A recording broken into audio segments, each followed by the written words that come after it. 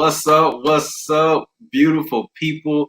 Welcome back to another amazing and impactful episode of the True Health Forever podcast, where we live our best life through the lens of holistic health.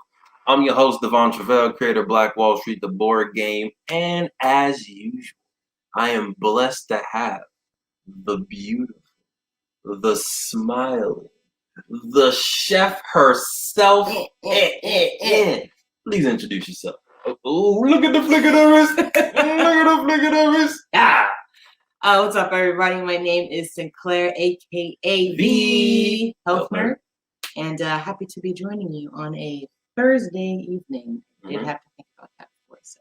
Right, it's a little different rhythm. Yes, a little bit. You know, we here sipping on our harmless harvest, which is pure organic coconut water. Yes. Got a little pink tint to it. I'm not mad at it. You know what I'm saying? It's good for you, and it got a little swag. Much appreciated. If you know someone that harvests harmless, plug us, because we're definitely trying to get associated.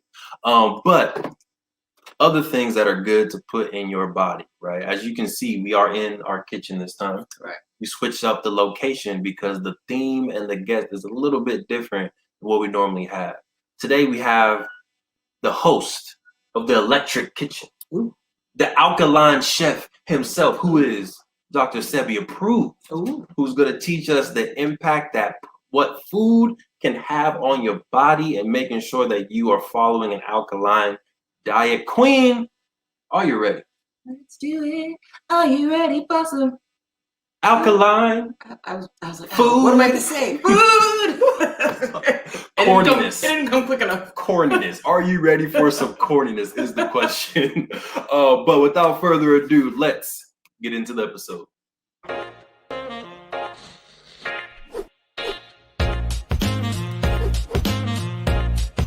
All right, we're out.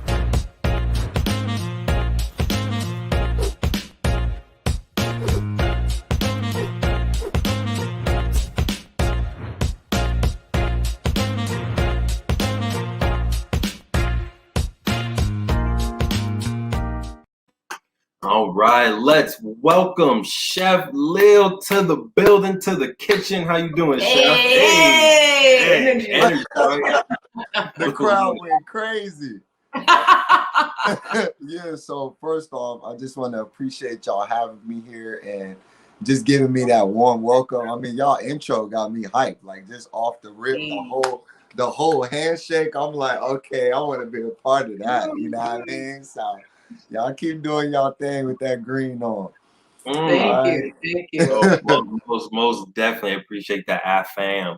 Can you, for the folks that don't know you, I know you've been doing your thing for a while, but for someone who may be just introduced to Chef Leel, can you introduce yourself, where you're from, and what is the Electric Kitchen? Absolutely. So born in Colorado, went to high school and college in Alabama, currently living in New York. In New York City, I'm in Brooklyn. I would consider myself a culinary artist. You know, I feel like chef can be a little restrictive. And when we talk about the Electric Kitchen, we're talking about something that's very relative to a man named Dr. Sebi, who through his teachings, I was able to develop as an individual holistically. And so something that he promoted was eating electric foods. And you know, there's this little scene in one of the intros I have for one of my videos where, you know, I say I use the gas stove, but my kitchen's electric. And so, you know, electricity is all around us. We use it all day, but our body's electric as well. You know, and so we really want to operate with foods that support that electricity, or they don't hinder that electricity. And so that's really what the Electric Kitchen is all about. Love it. Shout out to Brooklyn. Right. First of all, shout out to Brooklyn. Shout out to Dr. Hey. And then of course, shout out to Dr. Sebby, the legend out there. He's been doing his thing for a while. R.I.P. to the king. But love to see that his legacy and what he was passionate about still lives on in folks like you and other people that are out there writing books and really uplifting the electricity and the alkaline kind of way of healing. So love that. Kind of backtracking just a little bit. I definitely want to talk about Dr. Sebi because that's huge. But I also want to talk about G-Mom. Right? I want to talk about grandma because grandma, I knew my grandma is a huge part of my life when it comes to cooking, to culture, to just supporting dreams that we have. She's probably watching this right now, Grandy. You appreciate you. A lot of love.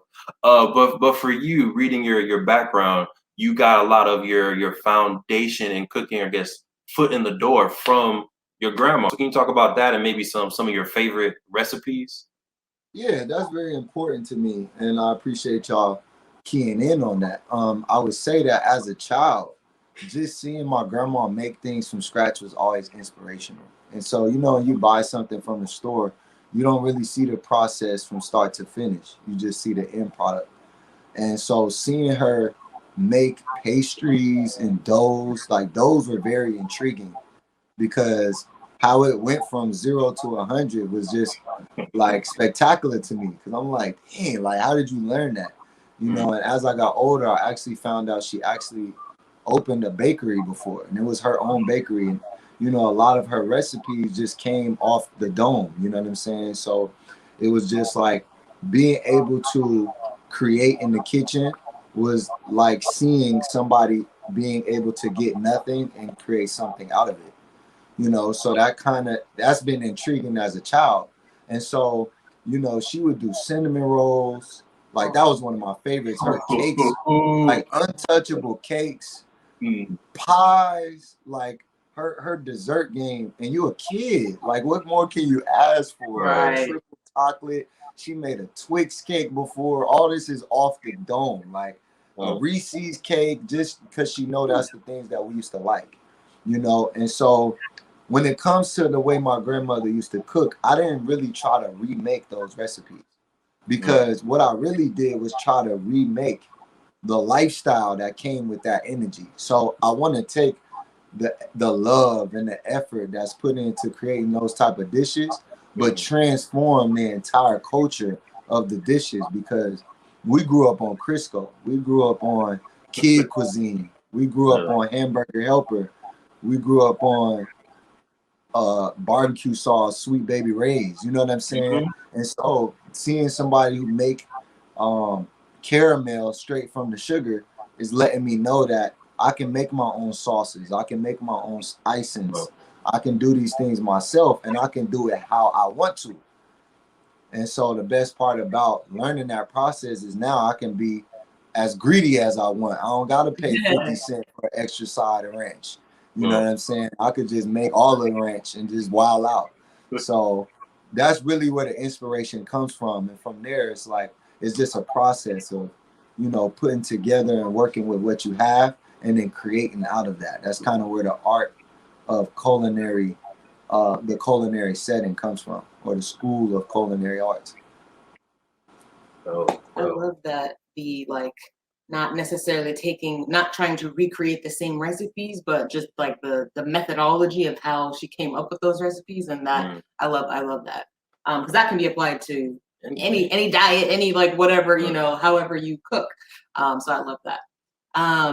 How did you discover Dr. Sebi, and how has that influenced your cooking? So I was online.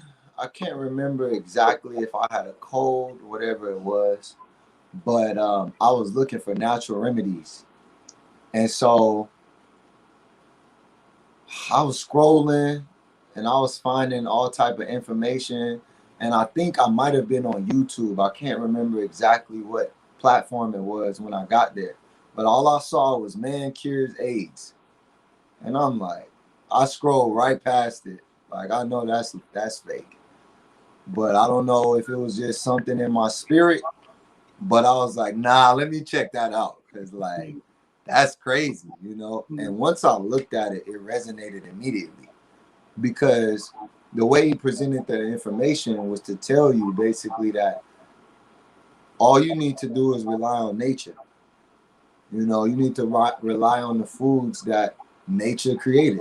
And that's, to me, that resonates instantly. Because it's like, I'll be wondering where all this stuff comes from, and I could just go with the things that grow around me or go outside, or, when I find out that he created a guide of foods that are least detrimental to really just the African American, or what I would say is the Aboriginal. So that resonated instantly. So because of that, I'm like, my whole brain just opened up like a box, and I just wanted to stuff it.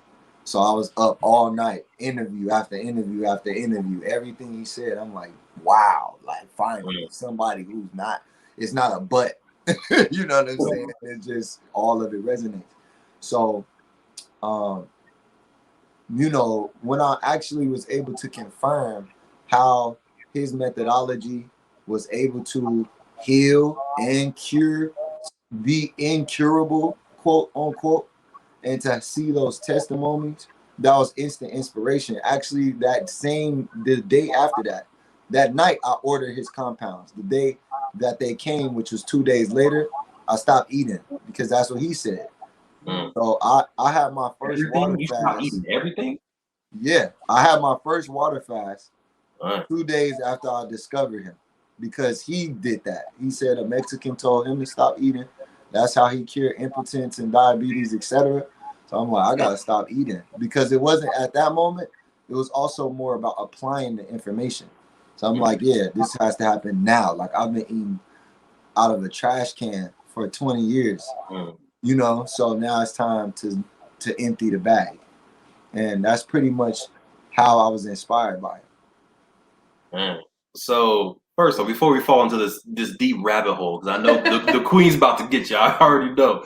Want to give the disclaimer: this is not health advice. We are just here, entertainment purposes. Do your research, all of that good stuff. If you're watching, we appreciate you. This is Chef Leel, the host of the Electric Kitchen. Tap in at the Chef Leel on Instagram.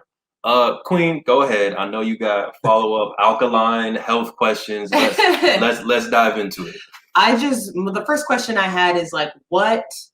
So I completely understand what you're saying when like you hear something and it just resonates and you just kind of dive into it and you're like, wow, like it just kind of, you can start questioning everything you like believed or everything that you know. But my question for you is, okay, it sounds like the first like concrete step after, you know, ordering compounds was doing that water fast. So one, how long did you fast? And like, what results did you see that made you like, or feel that made you like further solidify, like, oh no, this is the right way to go. And then start like, you know, cooking, like what was the first step after that to actually start cooking alkaline meals? Okay, so first I do want to cover that I was vegan before that. I had just used vegan. I had just went vegan less than a year ago. So I was fortunate enough to come across that information while not being too far dragged into the typical vegan processed food lifestyle. So I hadn't been eating Beyond Burgers and nothing like that. I was a vegan who was pretty much eating a lot of fruits and vegetables, you know, but still focused on whole plant foods. And so when that happened, my intention was to at least go, I think my initial goal was 21 days. Wow. And so when I did it, you know, a lot of information started to download, because I was sitting in the sun, I was reading books, and I started having a lot of realizations just by the fact that I've never done anything like this, and I've never seen anyone do something like that. I've never witnessed it. And so, you know, I can't remember a specific day where I was like, okay, this means I have to keep going. But while I was doing it, my breathing changed, you know, so like everything began to feel more clear. And because I had access to his products, and from my experience, they were still integral at the time. My body had never flushed out like that. And like when I took the compounds, I felt them assimilated. So I'm like, this is real. You know what I'm saying? Like the fact that I still had energy and I've never intentionally not eating, you know, a lot of times it would have to be upon a flu or some kind of sickness where I don't have an appetite. But I did it voluntarily and I was normal. Like I didn't feel like I was gonna die. You know, I felt nourished from the compounds and my energy levels changed a little bit, but it just showed me like, wow, like it made sense. You know, if I constantly fill up my body with waste, it's gonna need time to be able to detoxify and excrete and to be able to pull and push the waste out. So I'm like, that only makes sense. You know what I'm saying? It's literally probably the really only method that makes sense.